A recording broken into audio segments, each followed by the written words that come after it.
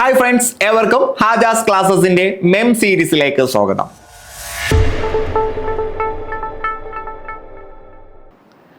നമ്മുടെ എല്ലാ മത്സര പരീക്ഷകളിലെയും പ്രത്യേകിച്ച് ഡിഗ്രി നിലവാരത്തിലുള്ള സെക്രട്ടേറിയറ്റ് അസിസ്റ്റന്റ്, SI പോലുള്ള വലിയ പരീക്ഷകൾക്കും +2 നിലവാരത്തിലുള്ള യൂണിഫോം തസ്തിക അടക്കമുള്ള civil police officer, civil excise officer, fire and rescue officer തുടങ്ങിയ പരീക്ഷകൾക്കും 10ാം ക്ലാസ് നിലവാരത്തിലുള്ള മെയിൻസിലും ഏറ്റവും കൂടുതൽ നിങ്ങളുടെ റാങ്കിനെ നിർണ്ണയിക്കുന്ന ഏരിയകളാണ് മാത്സും ഇംഗ്ലീഷും മലയാളവും. ഈ 3 ഏരിയകളിൽ നിങ്ങൾക്ക് എല്ലാവിധ സപ്പോർട്ടും നൽകുന്ന ഹാജാസ് ക്ലാസ്സസിന്റെ ഫ്രീ സീരീസ് ആണ് മെം സീരീസ്. മെം സീരീസിൽ മലയാളം, ഇംഗ്ലീഷ്, മാത്സിലെ നിരവധി ക്ലാസ്സുകൾ ഇതിനകം തന്നെ നിങ്ങൾക്ക് ലഭ്യമായിട്ടുണ്ട്. അത് കാണാത്ത ആളുകൾ നമ്മുടെ യൂട്യൂബ് ചാനലിലെ പ്ലേലിസ്റ്റ് ഒന്ന് സെർച്ച് ചെയ്യുക, പ്ലേലിസ്റ്റ് ഒന്ന് വിസിറ്റ് ചെയ്യുക, അതിൽ ക്ലാസ്സുകൾ കാണുക. തുടർന്നുള്ള ക്ലാസ്സുകൾ കിട്ടുന്നതിന് വേണ്ടി ചാനൽ നിങ്ങൾ സബ്സ്ക്രൈബ് ചെയ്യുക. മാത്രമല്ല നോട്ടിഫിക്കേഷന് വേണ്ടി കൃത്യമായിട്ടും ആ ഒരു ബെൽ ഐക്കൺ പ്രസ് ചെയ്യുക. സോ നമുക്ക് ക്ലാസ്സിലേക്ക് സ്റ്റാർട്ട് ചെയ്യാം. ഇന്ന് നമ്മൾ 2024 നടന്ന 1ാം ഘട്ട ഡിഗ്രി ലെവൽ പരീക്ഷയിലെ പ്രിലിംസ് പരീക്ഷയിലെ 11ാമത്തെ ചോദ്യം അഥവാ 10 ചോദ്യങ്ങൾ നമ്മൾ ഡിസ്കസ് ചെയ്തിട്ടുണ്ട്. രണ്ടാമത്തെ 10 ചോദ്യങ്ങൾ, മൊത്തം 20 ചോദ്യങ്ങളാണ് ചോദിക്കുക അല്ലെ. അപ്പൊ രണ്ടാമത്തെ 10 ചോദ്യങ്ങളാണ് നമ്മൾ ഡിസ്കസ് ചെയ്യാൻ പോകുന്നത്. സോ നമുക്ക് സ്റ്റാർട്ട് ചെയ്താലോ? യെസ്, നമ്മൾ സ്റ്റാർട്ട് ചെയ്യാണ്. ഇന്നത്തെ 1ാമത്തെ ചോദ്യം, അവിടെ 11 എന്നാണ് അവിടെ അക്കം ഇട്ടിരിക്കുന്നത്, ഞാൻ 1 എന്ന് പറഞ്ഞു തുടങ്ങാണ്. This brand of furniture is dash any other brand of furniture in the market. ഇതാണ് ചോദ്യം. ഈ ഒരു ഫർണിച്ചർ ബ്രാൻഡ് മാർക്കറ്റിലെ മറ്റേതൊരു ഫർണിച്ചർ ബ്രാൻഡിനെക്കാളും എന്താണ് എന്നാണ് ചോദ്യം. ഓപ്ഷൻസിലേക്ക് നമുക്ക് നോക്കാം. Costly than, the costliest, costlier than, most costly than. ഇങ്ങനെ 4 ഓപ്ഷൻസ് കാണാം. അപ്പൊ ഇവിടെ 4 ഓപ്ഷൻസ് കാണുന്ന സമയത്ത് നിങ്ങൾക്ക് എന്തെങ്കിലും കത്തിയില്ലെങ്കിൽ ഇതാ കത്തിച്ചോളൂ. ഡിഗ്രി ഓഫ് കമ്പാരിസണിൽ നിന്നുള്ള ചോദ്യമാണ്. ഡിഗ്രി ഓഫ് കമ്പാരിസൺ എന്നതിൽ നിന്നുള്ള ചോദ്യമാണ്. എന്താണ് ഡിഗ്രി ഓഫ് കമ്പാരിസൺ? ഒരു കാര്യത്തെ മറ്റൊരു കാര്യവുമായിട്ട് കമ്പയർ ചെയ്യുക. ഇതിനാണ് നമ്മൾ ഡിഗ്രി ഓഫ് കമ്പാരിസൺ എന്ന് പറയുക. നമ്മൾ കമ്പയർ ചെയ്യുമ്പോൾ 3 രീതിയിലാണ് കമ്പാരിസൺ വരുന്നത്. ഒന്നെങ്കിൽ പോസിറ്റീവ് എന്ന് പറഞ്ഞാൽ അവിടെ കമ്പാരിസൺ ഇല്ല. ഒന്നെങ്കിൽ ഒരു വസ്തു മറ്റൊരു വസ്തുവിനെ പോലെയാണ്, അതിനോട് തുല്യമാണ് എന്ന് പറയുക, അല്ലെങ്കിൽ കമ്പാരിസൺ ഇല്ല. ഈ ഒരു കാര്യം പല ആളുകളും വിട്ടുപോകും. ഒന്നിനെ മറ്റൊന്നിന് തുല്യമാണ് എന്ന് പറയുന്നതും പോസിറ്റീവ് ഡിഗ്രിയാണ്, കാരണം അവിടെ കമ്പാരിസൺ ഇല്ലല്ലോ. അപ്പൊ കമ്പാരിസൺ ഇല്ലാത്ത അവസ്ഥ, അല്ലെങ്കിൽ ഒന്ന് മറ്റൊന്നിനോട് തുല്യമാണ് എന്ന് പറയുന്ന അവസ്ഥ. ദെൻ രണ്ടാമത്തത് കമ്പാരിറ്റീവ് ഡിഗ്രിയാണ് അല്ലെ, കമ്പാരിറ്റീവ് ഡിഗ്രിയാണ്. എന്താണ് കമ്പാരിറ്റീവ് ഡിഗ്രി എന്ന് പറയുന്നത്? ഒരു വസ്തുവിനെ മറ്റൊരു വസ്തുവുമായിട്ട് അല്ലെങ്കിൽ മറ്റനേക വസ്തുക്കളോടൊപ്പം കമ്പയർ ചെയ്യുക, അതാണ് കമ്പാരിറ്റീവ് ഡിഗ്രി. അപ്പൊ കമ്പാരിറ്റീവ് ഡിഗ്രിക്ക് കമ്പയർ ചെയ്യാൻ ഒരു സാധനത്തെ കുറിച്ച് പറയണം അല്ലെ, ഒരു സാധനത്തെ കൂടി പറയണം. ഓക്കെ അല്ലേ? ദെൻ സൂപ്പർലൈറ്റീവ് ആകുന്ന സമയത്ത് അവിടെ പ്രത്യേകിച്ച് കമ്പാരിസൺ ഉണ്ടാകുമോ? ഇല്ല, കാരണം ഇത് ടോപ്പാണ്, ഏറ്റവും ടോപ്പാണ് ഇത്. സോ നമുക്ക് ഓപ്ഷൻസിൽ നോക്കാം.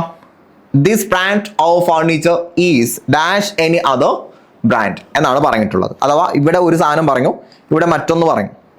അപ്പോൾ എന്തോ കമ്പാരിസൺ അവിടെ വരുന്നുണ്ട്. കമ്പാരിസൺ ആണ് എങ്കിൽ അവസാനം ഒരു ദാൻ ഉണ്ടാകും. ഇവിടെ നമ്മൾ സ്മോൾ, പോസിറ്റീവ് ആണെങ്കിൽ സ്മോൾ എന്ന് യൂസ് ചെയ്യും, കമ്പാരിറ്റീവ് ആണെങ്കിൽ സ്മോളർ, സൂപ്പർലേറ്റീവ് ആണെങ്കിൽ സ്മോളസ്റ്റ്. അതാ സാധനം. അങ്ങനെ പറയുമ്പോൾ ചില ആളുകൾക്ക് മനസ്സിലാവും. സ്മോൾ ഏറ്റവും ചെറുത്, സ്മോളർ മറ്റൊന്നിനേക്കാൾ ചെറുത്, സ്മോളസ്റ്റ് ഏറ്റവും ചെറുത്. സ്മോൾ എന്ന് പറഞ്ഞാൽ ചെറുത് കേട്ടോ. സ്മോൾ ചെറുത്, സ്മോളർ മറ്റൊന്നിനേക്കാൾ ചെറുത്, സ്മോളസ്റ്റ് ഏറ്റവും ചെറുത്. അപ്പൊ ഇവിടെ നമുക്ക് വരേണ്ടത് ഏതാ? കോസ്റ്റ്ലിയർ എന്ന് പറയുന്ന സാധനമാണ്. ഓപ്ഷൻസിൽ വരുന്ന സമയത്ത് ഓപ്ഷൻ സി കോസ്റ്റ്ലിയർ ദാൻ അവിടെ കൃത്യമായിട്ട് തന്നെ കിടപ്പുണ്ട്. ഓക്കെ അല്ലേ? ഓക്കെ ആണല്ലോ. സോ പഠിച്ചു വെക്കുക, കോസ്റ്റ്ലിയർ ദാൻ എന്ന് വരണം. കോസ്റ്റ്ലി ദാൻ എന്ന് മാത്രം പാടില്ല. അപ്പൊ കമ്പാരിറ്റീവ് ആണ് എങ്കിൽ ഒരു ദാൻ ഉണ്ടാകും. അതേപോലെ സ്മോളർ, കോസ്റ്റ്ലിയർ, ചീപ്പർ, ആ ഒരു ഫോമിലാണ് വരേണ്ടത്. ഇനി ഏറ്റവും കോസ്റ്റ്ലിയസ്റ്റ് ആണെങ്കിൽ this brand of furniture is the costliest furniture in the market എന്ന് പറഞ്ഞാൽ മതി. എന്ത് പറയണ്ട? എനി അതർ ബ്രാൻഡ് എന്ന് പറയണ്ട. എനി അതർ ബ്രാൻഡ് എന്ന് പറഞ്ഞാൽ അവിടെ കമ്പാരിസൺ വന്നു. മാർക്കറ്റിലെ ഏറ്റവും വിലപിടിപ്പുള്ളത് എന്ന് പറയുമ്പോൾ അത് സൂപ്പർലൈറ്റീവ് ആണ്. കമ്പാരിസൺ വന്നു കഴിഞ്ഞാൽ അത് കമ്പാരിറ്റീവ് ഡിഗ്രി. ഞാൻ അങ്ങനെ എടുത്ത് പറയാനുള്ള കാരണം ചില ആളുകൾ ചിന്തിക്കും മാർക്കറ്റിലെ മറ്റെല്ലാത്തിനെയും കാളും അതല്ലേ കോസ്റ്റ്ലിയർ. അപ്പൊ അതാണ് കോസ്റ്റ്ലിയർ. അപ്പൊ സൂപ്പർലൈറ്റീവ് അല്ല, മറ്റെല്ലാത്തിനേക്കാളും എന്ന് വന്നില്ലേ, കമ്പാരിറ്റീവ് ആണ്. കമ്പാരിസൺ വന്നോ കമ്പാരിറ്റീവ് ആണ്. കമ്പാരിസൺ ഇല്ലാതെ പറഞ്ഞാലേ അത് സൂപ്പർലൈറ്റീവ് ആവുകയുള്ളൂ. മനസ്സിലായോ? ദെൻ രണ്ടാമത്തെ ചോദ്യത്തിലേക്ക് വരാം. ഈ രണ്ടാമത്തെ ചോദ്യം വായിച്ചിട്ട് നിങ്ങൾക്ക് എന്തെങ്കിലും പ്രശ്നം തോന്നുന്നുണ്ടോ? എന്ത് പ്രശ്നം? ചില ആളുകൾക്ക് പ്രശ്നം തോന്നുന്നുണ്ടാവും. കാരണം ഇവിടെ ഒന്ന് ശ്രദ്ധിക്കുക. ഷീ എഗ്രി, അവിടെ തന്നെ തീർന്നു, അവിടെ തന്നെ കാറ്റ് പോയി അല്ലേ? ഷീ സബ്ജക്റ്റ് ആണ്, സിംഗുലർ ആയിട്ടുള്ള സബ്ജക്റ്റ് ആണ്. എഗ്രി എന്ന് പറയുന്നത് V1 ആണ്. V1 ഒക്കെ തന്നെയാണ്. ഓക്കെ, ഷീ സിംഗുലർ ആയിട്ടുള്ള സബ്ജക്റ്റ് ആകുമ്പോൾ ഒന്നെങ്കിൽ ഷീ എഗ്രീസ് എന്ന് വരണം, അല്ലെങ്കിൽ പാസ്റ്റ് ആക്കിയിട്ട് ഷീ എഗ്രീഡ് എന്ന് പറയാം. മനസ്സിലായോ? പിടികിട്ടിയോ? എഗ്രി എന്ന് മാത്രം വരാൻ പാടില്ല, കാരണം ഷീ സിംഗുലർ ആണ്. അപ്പൊ ഒന്നെങ്കിൽ എഗ്രീസ് എന്ന് പറയണം, അല്ലെങ്കിൽ നേരെ പാസ്റ്റിലേക്ക് ഇട്ട് എഗ്രീഡ് എന്ന് പറയണം. അതുകൊണ്ട് ഈ ചോദ്യം തന്നെ തെറ്റാണ്. PSC അത് ക്യാൻസൽ ചെയ്തിട്ടും ഉണ്ട്. PSC അത് ക്യാൻസൽ ചെയ്തു, ചോദ്യം ക്യാൻസൽ ചെയ്തു. എന്നാലും നമുക്ക് പഠിക്കണം.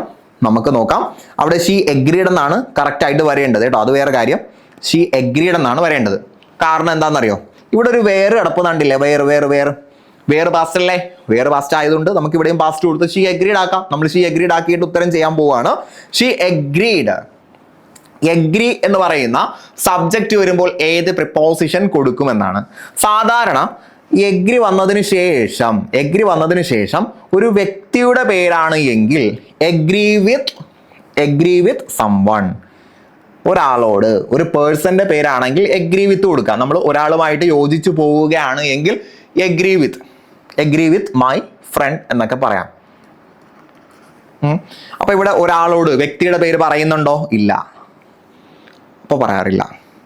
ദെൻ എഗ്രി ഓൺ യൂസ് ചെയ്യും. എഗ്രി ഓൺ ആൻ ഐഡിയ, ഒരു ആശയത്തോട് യോജിച്ചു പോകുന്ന സമയത്ത് സ്വാഭാവികമായിട്ടും എഗ്രി ഓൺ യൂസ് ചെയ്യാറുണ്ട്. ഇനി എഗ്രി ടൂവും യൂസ് ചെയ്യാറുണ്ട്. ഒരു സാഹചര്യത്തോട് പൊരുത്തപ്പെട്ടു പോവുക, യാതൊരു പ്രശ്നവും ഇല്ലാതെ, യാതൊരു തടസ്സവും പറയാതെ ഒരു സാഹചര്യത്തോട് യോജിച്ച് പോകുന്നതിന് എഗ്രി ടു യൂസ് ചെയ്യാറുണ്ട്. ഇവിടെ സെന്റൻസിൽ എന്താ പറഞ്ഞത്? Whatever conditions put before her, അവളുടെ മുന്നിൽ ഏത് സാഹചര്യം വന്നാലും അവൾ അതിനോട് ഒത്തുപോകും, അല്ലെങ്കിൽ അതിനെ സമ്മതിക്കും. അപ്പൊ ഏതൊരു സാഹചര്യം വന്നാലും അതിനെ ചോദ്യം ചെയ്യാതെ അതുമായിട്ട് യോജിച്ചു പോകും. അപ്പോൾ എഗ്രി ടു ആണ് വരേണ്ടത്. ഏതൊരു സാഹചര്യം വന്നാലും ഒരു ഒബ്ജക്ഷനും കൂടാതെ അതുമായിട്ട് ഒത്തുപോകും എന്ന് പറയാൻ എഗ്രി ടു ആണ് വരേണ്ടത്. ഓക്കെ അല്ലേ? ഈ ക്വസ്റ്റ്യൻ ഡിലീറ്റഡ് ആയിരുന്നു, കാരണം അവിടെ എഗ്രീഡ് എന്നായിരുന്നു വരേണ്ടത്. PSC ഒരു കാര്യമല്ലേ. ദെൻ അടുത്ത ചോദ്യം, identify the most suitable pair of words to complete the sentence. ഈ സെന്റൻസ് പൂർത്തിയാക്കാൻ ഏറ്റവും അനുയോജ്യമായിട്ടുള്ള പദം ഏതാണ്? പെയർ ഓഫ് വേർഡ്സ് ആണ്. അപ്പോൾ ഒരെണ്ണം ഇവിടെയും വരണം, ഒരെണ്ണം ഇവിടെയും വരണം. ഡിസ്പൈറ്റ് എന്ന് പറഞ്ഞാൽ ഒരു കാര്യത്തെക്കുറിച്ച് പറയാണ്. ഇങ്ങനെ ഒരു കാര്യം ഉണ്ടായിട്ട് കൂടിയും ഇങ്ങനെ സംഭവിച്ചു, അഥവാ ഇവിടെ നടക്കുന്നത് തടസ്സമാണ്, ഇവിടെ ഒരു തടസ്സമാണ്, ഈ ഒരു തടസ്സം ഉണ്ടായിട്ട് കൂടിയും ഇങ്ങനെയാണ് സംഭവിച്ചത്. അപ്പോൾ despite being the partner in the relationship, ആ ഒരു റിലേഷൻഷിപ്പിലെ, ആ ഒരു ബന്ധത്തിലെ ഇങ്ങനെ ഉള്ളൊരു പാർട്ട്ണർ ആയിട്ട് കൂടിയും the franchiser does not allows how all the dash, എല്ലാ തരത്തിലുള്ള ഡാഷും ലഭിക്കുന്നതിന് വേണ്ടി മറ്റാൾ എന്ത് ചെയ്തില്ല, സമ്മതിച്ചില്ല. ഫ്രാഞ്ചൈസർ എന്ന് പറഞ്ഞാൽ ആ റിലേഷൻഷിപ്പിലെ മറ്റൊരാളാണ്. ഓക്കെ അല്ലേ? അപ്പോൾ ഇന്ന ഒരു ആളായിട്ട് പോലും ഇന്ന കാര്യത്തിന് സമ്മതിച്ചില്ല. അപ്പോൾ അവിടെ ഒരെണ്ണം തടസ്സമാണ്, ഇവിടത്തത് തടസ്സമാണ് അല്ലേ? ഇവിടെ ഒരു തടസ്സമാണ്, അല്ല ഇവിടെ ഒരു തടസ്സം ഉണ്ടാക്കുന്ന ഒരു ഗുണമാണ്, ഇവിടെ അതിൻ്റെ വിശദീകരണമാണ്. ഓക്കെ അല്ലേ?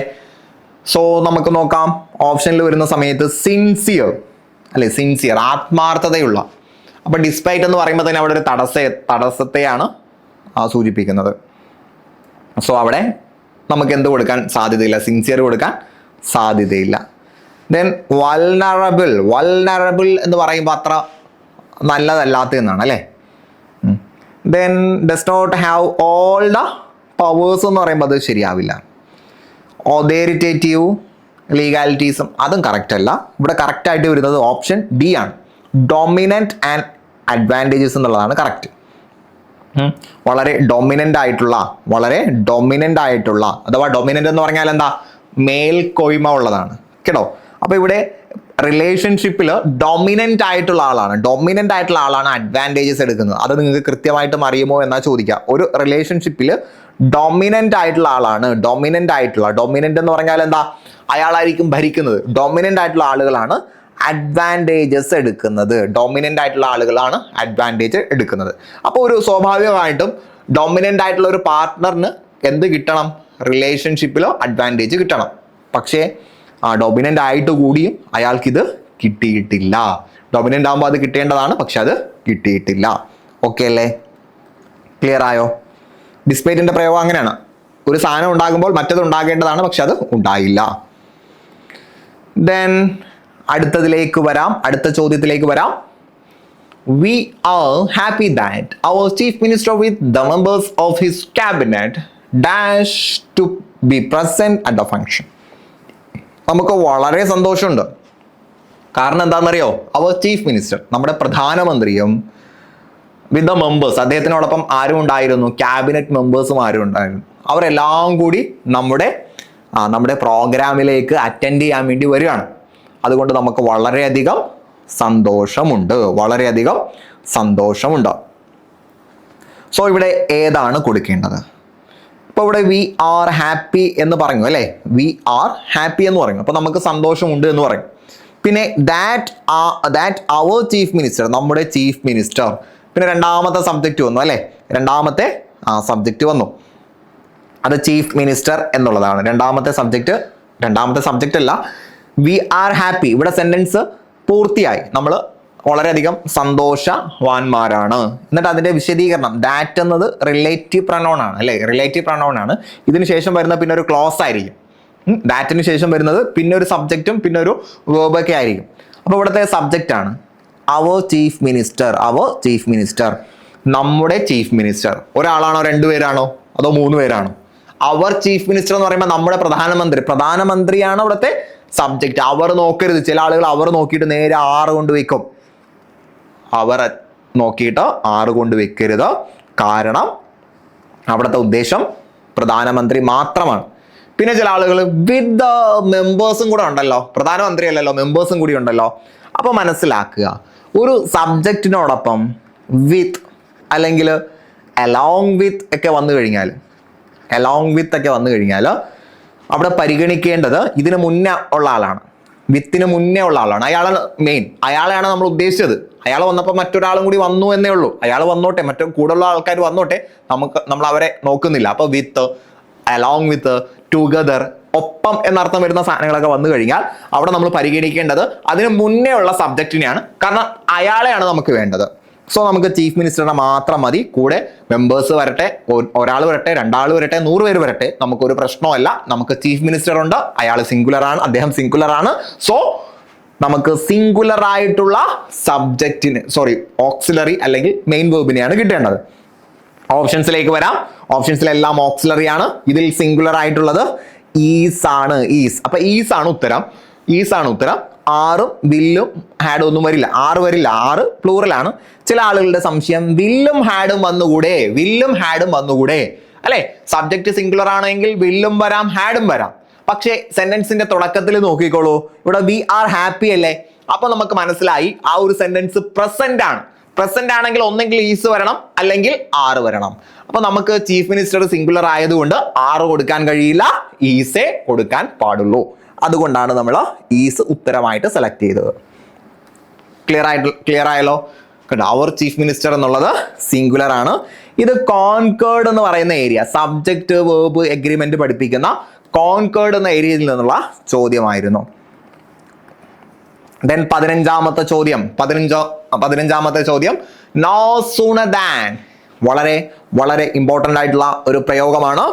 SCRT 10ാം ക്ലാസ്സിൽ റിപ്പീറ്റഡ് ആയിട്ട് ചോദിച്ചുകൊണ്ടിരിക്കുന്ന, കുട്ടികളുടെ 10ാം ക്ലാസ് പരീക്ഷയിലും റിപ്പീറ്റഡ് ആയിട്ട് ചോദിച്ചുകൊണ്ടിരിക്കുന്ന, PSCയും റിപ്പീറ്റഡ് ആയിട്ട് ചോദിച്ചുകൊണ്ടിരിക്കുന്ന ഒരു പ്രയോഗമാണ് no sooner than. No sooner than അത് അത്രയും പഠിച്ചാൽ തന്നെ ഒരു മാർക്ക് കിട്ടി നിങ്ങൾക്ക്. നോ സൂണർ ദാൻ എന്നതൊരു പ്രയോഗമാണ്, ഒരു യൂസേജ് ആണ്.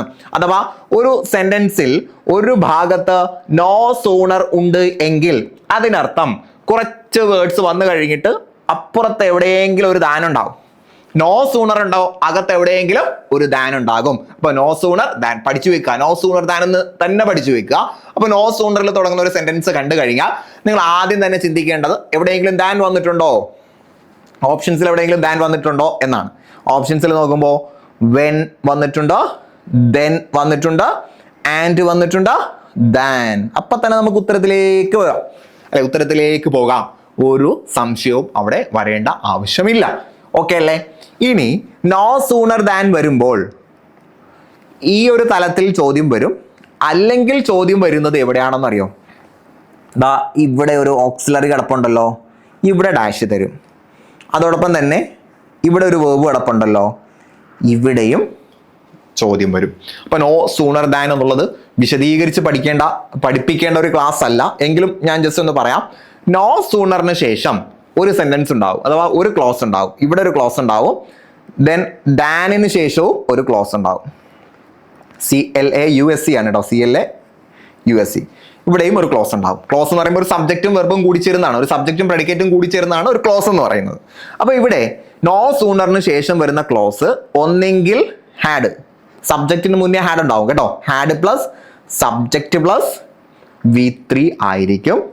അല്ല എങ്കിൽ did plus subject plus V1 ആയിരിക്കും. ഇങ്ങനെ തന്നെ പഠിച്ചു വെക്കുക. നോ സൂണറിന് ശേഷം രണ്ടും വരാം. ഒന്നെങ്കിൽ had plus subject plus V3, അല്ലെങ്കിൽ did plus subject plus V1. ഇവിടെ നമ്മൾ had plus subject plus V3 ആണുള്ളത്. No sooner had she entered, ഇത് നമുക്ക് എങ്ങനെയും കൊടുക്കാം. No sooner did she enter. Did വന്നു കഴിഞ്ഞാൽ ഇവിടെ V1 വരും കേട്ടോ, V1 വരും, അങ്ങനെ പറയാം. ദെൻ ദാനിന് ശേഷം പ്രത്യേകിച്ച് മാറ്റമൊന്നുമില്ല, ഒരു രീതിയിൽ മാത്രമേ വരൂ. ദാനിന് ശേഷം സബ്ജക്റ്റ് തന്നെയാണ് ആദ്യം വരുന്നത്, പിന്നെ വെർബ് ടു ആണ് വരുന്നത്. സബ്ജക്റ്റും വെർബ് ടു ദാനിന് ശേഷം. നോ സൂണറിന് ശേഷം രണ്ട് രീതിയിൽ വരാം. ഓക്കെ അല്ലേ? അപ്പോൾ ഈ ഒരു 3 ഭാഗങ്ങൾ നോ സൂണർ വന്നാൽ ചോദ്യങ്ങൾ വരുന്നത് ഒന്നെങ്കിൽ ഇവിടെ ഒരു ഡാഷ് തരും, അല്ലെങ്കിൽ ഇപ്പോൾ തന്നതുപോലെ ദാനിൻ്റെ അവിടെ ഒരു ഡാഷ് തരും, അല്ലെങ്കിൽ അവസാനത്തിൽ വെർബ് ടു കൊടുക്കുന്നുണ്ടോ എന്ന് ചെക്ക് ചെയ്യുന്ന രീതിയിലോ ഡാഷ് തരും. അത്രയാണ് ചോദ്യം വരുന്നത്. നന്നായിട്ട് പഠിച്ചു വെക്കുക, വരുന്ന പരീക്ഷകളിൽ ഉറപ്പായിട്ടും ഉപകാരപ്പെടും. ഓക്കെ അല്ലേ? No sooner than. ദെൻ 16ാമത്തെ ചോദ്യം, we met her immediately after the session in which she dash a nice speech. നമ്മൾ പെട്ടെന്ന് തന്നെ അവളെ മീറ്റ് ചെയ്തു, മെറ്റ്. ഒരു സെഷന് ശേഷം, സെഷന്റെ സ്പെല്ലിംഗ് ഉണ്ടോ? സെഷൻ ഒരു പ്രോഗ്രാമിന്റെ ഒരു ഭാഗം എന്ന രീതിയിൽ സെഷൻ എന്നാണ് പറയുന്നത്. ചില ആളുകൾ നന്നാക്കിയിട്ട് സെക്ഷൻ, ഇത് വകുപ്പ് എന്ന അർത്ഥത്തിനാണ്, ഡിപ്പാർട്ട്മെന്റ് എന്ന അർത്ഥത്തിനാണ് സെക്ഷൻ. സെഷനാണ് ഒരു പ്രോഗ്രാമിലെ ഒരു ഭാഗം എന്ന അർത്ഥത്തിന് സെഷനാണ് കേട്ടോ, session. In which she dash a nice speech. ആ ഒരു സെഷനിൽ വെച്ചോ അവർ വളരെ മനോഹരമായിട്ടുള്ള ഒരു പ്രസംഗം നടത്തിയിട്ടുണ്ട്. സോ ഞാൻ പലപ്പോഴും പറയാറുള്ളത് പോലെ സെന്റൻസ് നോക്കൂ. ഞാൻ ഈ പറയുന്ന രീതിയിൽ നിങ്ങൾ ചിന്തിച്ചു കഴിഞ്ഞാൽ, അഥവാ നിങ്ങൾ ചിന്തിക്കേണ്ട രീതിയിലാണ് ഞാൻ സംസാരിക്കുന്നത്. അപ്പോൾ ഞാൻ ഈ പറയുന്ന രീതിയിൽ നിങ്ങളൊന്ന് ചിന്തിച്ചു നോക്കൂ, കുറച്ചു നേരം ഒന്ന് ചിന്തിച്ചു നോക്കൂ. സെന്റൻസിന്റെ ഇവിടെ ഒരു വെർബ് ടു കിടപ്പുണ്ട്. അപ്പോൾ ഓൾറെഡി ഇതൊരു പാസ്റ്റിലുള്ള സാധനമായിരിക്കും അല്ലേ? We met Har immediately after the session in which she. അപ്പോൾ പാസ്റ്റ് ആണെങ്കിൽ ഇപ്പുറത്തും പാസ്റ്റ് വരണം. ഇവിടെ പാസ്റ്റ് ആയിട്ട് വരുന്നത് ഏത് മാത്രമാണ് ഉള്ളത്? ഒന്ന് പറഞ്ഞേ, ഏത് മാത്രമാണുള്ളത്? ഹാഡ് ഗീവൺ മാത്രമല്ലേ? അപ്പോൾ തന്നെ നമുക്ക് ഉത്തരമായി. ഇവിടെ വെർബ് ടു ആണ് എങ്കിൽ ഇവിടെയും ഒരു പാസ്റ്റ് വരണം. ഓപ്ഷനിൽ പാസ്റ്റ് ആയിട്ട് ഹാഡ് ഗീവൺ ആണുള്ളത്. ഇത് നമുക്ക് ഉത്തരത്തിലേക്ക് എത്താൻ പറ്റുന്ന ഒരു എളുപ്പ വഴിയാണ് ഞാൻ പറഞ്ഞത്. ഒരു സെന്റൻസ് പാസ്റ്റ് ആകുമ്പോൾ സ്വാഭാവികമായിട്ട് ഇപ്പുറത്തും ഒരു പാസ്റ്റ് ആകും. ഇപ്പൊ ഇവിടെ ഒന്നെങ്കിൽ V2 വരാം, അല്ലെങ്കിൽ ഹാഡ് പ്ലസ് V3 വരും. ഓക്കെ അല്ലേ? ഇത് നിങ്ങൾക്ക് എളുപ്പത്തിൽ ചെയ്യാൻ പറ്റുന്ന ഒരു സാധനം ഞാൻ പറഞ്ഞു എന്നേ ഉള്ളൂ. ഇതിന്റെ ഒരു യഥാർത്ഥ വിശദീകരണം എന്ന് പറഞ്ഞാൽ, ഒരു സെന്റൻസിൽ രണ്ട് പ്രവൃത്തി സംഭവിച്ചു. വി മെറ്റ് ഹെർ ഇമ്മീഡിയറ്റ്ലി എന്ന നമ്മുടെ സെന്റൻസിൽ രണ്ട് പ്രവൃത്തി, മെറ്റ് എന്ന പ്രവൃത്തിയും സംഭവിച്ചു, അതേപോലെ ഹാഡ് ഗീവൺ നൈസ് സ്പീച്ച്, പ്രസംഗം നടത്തി എന്നുള്ള ഒരു പ്രസംഗം അവതരിപ്പിച്ചു. Had given A nice speech എന്ന് പറഞ്ഞാൽ പ്രസംഗം അവതരിപ്പിച്ചു, കാഴ്ചവെച്ചു എന്ന മീനിങ്ങിനാണ്. അപ്പൊ രണ്ട് പ്രവൃത്തി സംഭവിച്ചു. ഇതിൽ ആദ്യം പൂർത്തിയായ പ്രവൃത്തി പാസ്റ്റ് പെർഫെക്റ്റിലാണ് പറയേണ്ടത്. പാസ്റ്റ് പെർഫെക്റ്റിന്റെ ഫോമാണ് had plus V three past പെർഫെക്റ്റിന്റെ ഫോമാണ്. സോ പാസ്റ്റ് പെർഫെക്റ്റ് ആയിട്ട് പറയണം. അപ്പൊ ഇവിടെ പ്രസംഗം നടത്തി എന്നുള്ളതല്ലേ ആദ്യം സംഭവിച്ചത്? അതെ, പ്രസംഗം നടത്തിയത് കൊണ്ടാണല്ലോ അവളെ ചെന്ന് കണ്ടത്. അവിടെ ഷീ ആയതുകൊണ്ടാണ് ഞാൻ അവളെ പറയുന്നത് കേട്ടോ. അവളെ പോയി കണ്ടതാ. സോ ആദ്യം സംഭവിച്ചത് പ്രസംഗിച്ചു, രണ്ടാമതാണ് കണ്ടുമുട്ടിയത്. അപ്പൊ ആദ്യം സംഭവിച്ചത് അല്ലെങ്കിൽ ആദ്യം പൂർത്തിയായതിനെ പെർഫെക്റ്റ് ആക്കി പറയണം, പാസ്റ്റ് പെർഫെക്റ്റ്. പഠിച്ചു വെക്കുക, ഇങ്ങനെ പറഞ്ഞു പഠിച്ചു വെക്കുക. ഒരു സെന്റൻസിൽ രണ്ട് കഴിഞ്ഞകാല പ്രവർത്തികൾ സംഭവിച്ചാൽ അതിൽ ആദ്യം പൂർത്തിയായ പ്രവൃത്തിയെ പാസ്റ്റ് പെർഫെക്റ്റ് ആക്കണം. എങ്ങനെയാണ് പാസ്റ്റ് പെർഫെക്റ്റ് ആക്കേണ്ടത്? ഹാഡ് പ്ലസ് വി ത്രീ ആയല്ലോ, ഉത്തരമായല്ലോ, സെറ്റ് അല്ലേ? സോ പാസ്റ്റ് പെർഫെക്റ്റ് ആണ്, അതുകൊണ്ട് നമ്മൾ ഹാഡ് പ്ലസ് വി ത്രീ കൊടുക്കണം. ദെൻ അടുത്തതിലേക്ക് വരാം. The girls admired my paintings. എൻ്റെ പെയിന്റിങ്സ് അത് ഗസ്റ്റുകൾക്ക് എന്ത് ചെയ്തു? അവർ ഒരു അഡ്മിറേഷൻ അഥവാ അതിനെ അഭിനന്ദിച്ചു കേട്ടോ. അവർ അഭിനന്ദിച്ചു. But they dash my writings. Painting അവർക്ക് ഇഷ്ടപ്പെട്ടു, പക്ഷെ എൻ്റെ എഴുത്ത് അവർക്ക് ഇഷ്ടപ്പെട്ടില്ല. സോ ഇവിടെ ഒരു പ്രയോഗമാണ് സീംഡ് ടു ഹാവ് ഡിസ്ലൈക്ഡ്. ഒരു കാര്യത്തോട് വിയോജിപ്പ് അല്ലെങ്കിൽ അനിഷ്ടം പ്രകടിപ്പിക്കുക എന്ന അർത്ഥത്തിൽ നമ്മൾ ഉപയോഗിക്കുന്നതാണ് സീംഡ് ടു ഹാവ് ഡിസ്ലൈക്ഡ്. അവർക്ക് ഒരു അനിഷ്ടമുള്ളതായിട്ട് തോന്നി എന്ന പ്രയോഗമാണ് seemed to have disliked. Okay അല്ലേ? അപ്പൊ നമ്മൾ നേരത്തെ പറഞ്ഞതുപോലെ നിങ്ങൾ ചില ആളുകൾ ചിലപ്പോൾ ചിന്തിക്കും ഇവിടെ പാസ്റ്റ് അല്ലേ? അതെ, ഇവിടെ പാസ്റ്റ് വന്നിട്ടുണ്ട്, സീംഡ് എന്ന പാസ്റ്റ് ഇവിടെ വന്നിട്ടുണ്ട്. ഇത് പിന്നെ ഒരു പ്രയോഗമാണ് സീംഡ് ടു ഹാവ് ഡിസ്ലൈക്ഡ്. അതങ്ങനെ തന്നെ പഠിച്ചു വെക്കുക. ചില യൂസേജസ് ഒക്കെ നമുക്ക് അതേപോലെ തന്നെ പഠിച്ചു വെക്കേണ്ടി വരും. ഓപ്ഷൻ സി ആണ് ഉത്തരം. ദെൻ അടുത്തതിലേക്ക് വരാം. 18ാമത്തെ ചോദ്യം, find out the correct sentence. ഇന്നത്തെ 8ാമത്തെ ചോദ്യം കേട്ടോ. I think him as a silly boy. അവനെ ഒരു സില്ലി ബോയ് ആയിട്ടാണ് ഞാൻ കരുതിയിരുന്നത്. I think him as to be a silly boy. കാണുമ്പോൾ തന്നെ അറിയാം അത് എന്തോ ഒരു സെന്റൻസ് ആയിട്ടുണ്ട്. I think to be him as a silly boy. എന്ത് സെന്റൻസാ? I think him a silly boy. ഞാൻ അവനെ ഒരു സില്ലി ബോയ് ആയിട്ട് കണ്ടു. അപ്പൊ ഇവിടെ മനസ്സിലാക്കുക, ഈ ഐ തിങ്ക്, ഐ ബിലീവ് ഇങ്ങനത്തെ സാധനങ്ങളൊക്കെ വന്നു കഴിഞ്ഞാൽ ഞാൻ കരുതി അല്ലേ? I think, I believe, I hope, ഇതൊക്കെ കരുതി, ഞാൻ വിചാരിച്ചു, ഇതൊക്കെ വന്നു കഴിഞ്ഞാൽ പിന്നെ വരേണ്ടത് എന്താണെന്നറിയോ? പിന്നെ അടുത്ത ക്ലോസാ വരേണ്ടത്. ഐ തിങ്ക് ദാറ്റ് എന്ന് പറഞ്ഞാൽ അടുത്ത ക്ലോസ് വരണം. അടുത്ത ക്ലോസ് വരണമെങ്കിൽ പിന്നെ ഹിം വരില്ല, പിന്നെ ഹീ ആണ് വരുന്നത്. അപ്പോൾ ഓപ്ഷനിൽ ഉത്തരമില്ല. PSC ഇപ്പം ഇങ്ങനെ തന്നെയാണ്. പ്രത്യേകിച്ച് നമ്മുടെ ഇംഗ്ലീഷിലാണ് PSC ചതി വരുത്തുന്നത്. ഓപ്ഷൻസിൽ കൃത്യമായിട്ടുള്ള ഉത്തരമില്ല, ഡിലീറ്റഡ് ആയിട്ടുണ്ട്. അവിടെ വരേണ്ടത് എങ്ങനെയാണ് എന്ന് ചോദിച്ചാൽ I think that he is a silly boy എന്നോ I think he is a silly ബോയോ അങ്ങനെ വന്നിരുന്നെങ്കിൽ കൃത്യമായേനെ കേട്ടോ. PSC എന്ത് ചെയ്തില്ല?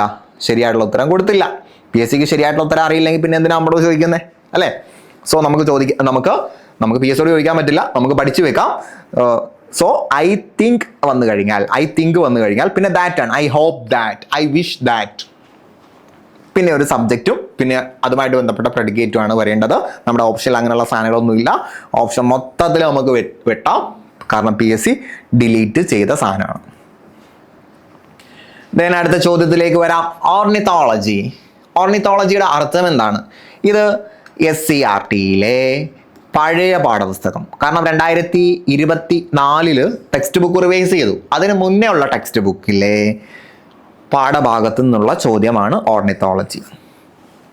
ഞാൻ പറഞ്ഞില്ല, ഒരു പാഠഭാഗം കണ്ടു കഴിഞ്ഞാൽ അല്ലെങ്കിൽ ഒരു വൊക്കാബുലറി കണ്ടു കഴിഞ്ഞാൽ SCERTയിൽ ഉള്ളതാണെങ്കിൽ അത് ഏത് ക്ലാസ്സിലാണെന്ന് നമുക്ക് പറയാൻ കഴിയും. കാരണം നമ്മൾ അത്ര കണ്ട് ഈ ക്ലാസ് എടുത്തിട്ടുള്ളതാണ്. PSCയും അതേപോലെ SCERT ടെക്സ്റ്റ് ബുക്കും കുട്ടികൾക്കും നിരന്തരം ക്ലാസ് എടുത്തുകൊണ്ടിരിക്കുന്നതാണ്. സോ ഓർണിത്തോളജി എന്ന് പറഞ്ഞാൽ സ്റ്റഡി ഓഫ് ബേർഡ്സ് ആണ്, പക്ഷിശാസ്ത്രം, പക്ഷികളെ കുറിച്ചുള്ള പഠനമാണ് ഓർണിത്തോളജി. അപ്പോൾ അത് സെറ്റാണ്. വളരെ ഡയറക്റ്റ് ആയിട്ടുള്ള ഒരു ചോദ്യമായിരുന്നു, പല ആളുകളും ശരിയാക്കിയിട്ടുണ്ടാവും. ദെൻ സ്റ്റഡി ഓഫ് ആനിമൽസിന് എന്ത് പറയും? മൃഗങ്ങളെ കുറിച്ചുള്ള പഠനം. നിങ്ങളിൽ ചില ആളുകളെങ്കിലും അത് പഠിച്ചിട്ടുണ്ടാവും. സുവോളജി പഠിച്ചിട്ടുള്ളവരുണ്ടാവും, +2 അല്ലെങ്കിൽ ഡിഗ്രിക്കൊക്കെ സുവോളജി പഠിച്ചിട്ടുള്ളവരുണ്ടാകും. ആനിമൽസിനെ കുറിച്ചുള്ള പഠനം സുവോളജിയാണ്. ഓപ്ഷനിലുള്ളത് മാത്രമാണ് ഞാൻ പറയുന്നത് കേട്ടോ, എല്ലാം കൂടെ പറയുന്നില്ല. ഇനി സ്റ്റഡി ഓഫ് മെറ്റൽസ്, ലോഹങ്ങളെ കുറിച്ചുള്ള പഠനം, അത് മെറ്റലർജിയാണ്. ഓറിയനെ കുറിച്ചുള്ള പഠനം കുറച്ച് കോംപ്ലക്സ് ആയിട്ടുള്ള ഒരു സാധനമാണ്, അതുകൊണ്ടാണ് ഞാൻ അത് ഉൾപ്പെടുത്താത്തത് കേട്ടോ. അത് ആകാശഗോളങ്ങളെ കുറിച്ചുള്ള അല്ലെങ്കിൽ ചില പ്രത്യേക തരത്തിലുള്ള നക്ഷത്രങ്ങളെ കുറിച്ചുള്ള പഠനമൊക്കെയാണ്. അതൊരു കൃത്യമായിട്ടുള്ളൊരു ഉത്തരത്തിലേക്ക് നമുക്ക് എത്താൻ കഴിയില്ല, അതുകൊണ്ട് ഞാനത് പറഞ്ഞ് കോംപ്ലിക്കേറ്റഡ് ആക്കുന്നില്ല. അപ്പോൾ study of birds ornithology, study of animals zoology, study of metals metallurgy. നിർബന്ധമായിട്ടും പഠിക്കുക. ദെൻ ഇന്നത്തെ ക്ലാസ്സിലെ അവസാനത്തെ ചോദ്യം, select the alternative word of ഡിസ്റ്റേസ്റ്റ്ഫുൾ. ഡിസ്റ്റേസ്റ്റ്ഫുൾ എന്നതിൻ്റെ അൾട്ടർനേറ്റീവ് ആയിട്ടുള്ള വേർഡ് ഏതാണ്? അൾട്ടർനേറ്റീവ് എന്ന് പറഞ്ഞാൽ അതിനോട് ഒത്തു നിൽക്കുന്ന അല്ലെങ്കിൽ അതിന് പകരം യൂസ് ചെയ്യാൻ പറ്റുന്നതാണ് കേട്ടോ. അൾട്ടർനേറ്റീവ്, അതിന് പകരം യൂസ് ചെയ്യാൻ പറ്റുന്നത് എന്താ? ഡിസ്റ്റേസ്റ്റ്ഫുൾ എന്ന് കേൾക്കുമ്പോൾ ചില ആളുകൾ കരുതും രുചിയില്ലാത്തതായിരിക്കും അല്ലേ. രുചിയില്ലാത്തത് നിങ്ങൾ അങ്ങനെ കരുതി എന്ന് തന്നെ ഇരിക്കട്ടെ. നിങ്ങൾ നേരെ ഓപ്ഷനിലേക്ക് വന്നേ. നോട്ട് ഡെലീഷ്യസ് എന്ന് പറഞ്ഞാൽ സ്വാദില്ലാത്തത് എന്നാണ്. ടേസ്റ്റ്ലെസ് രുചിയില്ലാത്തത്. അപ്പോൾ 2 ഉത്തരം കൊടുക്കേണ്ടി വരും. അപ്പോൾ അത് 2 അല്ല. കുറച്ച് കോമൺ സെൻസ് യൂസ് ചെയ്യണം ചിലപ്പോൾ. കോമൺ സെൻസ് എപ്പോഴും യൂസ് ചെയ്യണം, ചിലപ്പോഴല്ല കേട്ടോ. അപ്പോൾ നോട്ട് ഡെലീഷ്യസും ടേസ്റ്റ്ലെസ്സും അല്ല. ഇനി ബിയും ഡിയിലേക്ക് വരാം. എനിക്കതിൽ വലിയ ടേസ്റ്റ് ഇല്ലടേ എന്ന് നമ്മൾ പറയുമ്പോൾ എനിക്കതിന് വലിയ സന്തോഷമില്ല എന്നാണ്. അതിനെക്കുറിച്ച് വലിയ സന്തോഷമില്ല എന്നാണ്. ഞാൻ അതിനെക്കുറിച്ച് അൺപ്ലസൻ്റ് ആണ്. ആ കാര്യത്തിൽ എനിക്ക് വലിയ താല്പര്യമില്ല. ദെൻ യൂസ്ലെസ് അല്ല. ഓപ്ഷൻ ബി ആണ് ഉത്തരമായി വരുന്നത്. ഓക്കെ അല്ലേ? ക്ലിയർ അല്ലേ?